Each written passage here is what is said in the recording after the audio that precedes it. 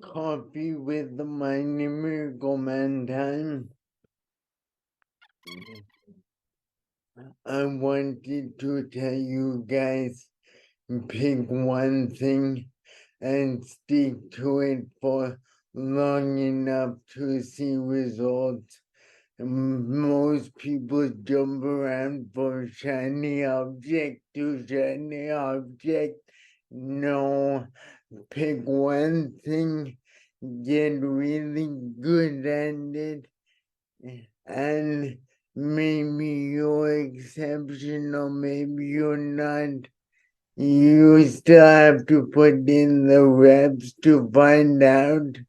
Like Michael Jordan or Kobe Bryant didn't just start playing basketball at the level they do.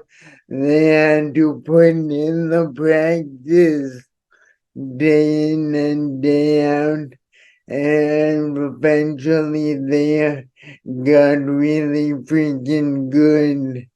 And that way you can live longer, feel better, and add life to your years.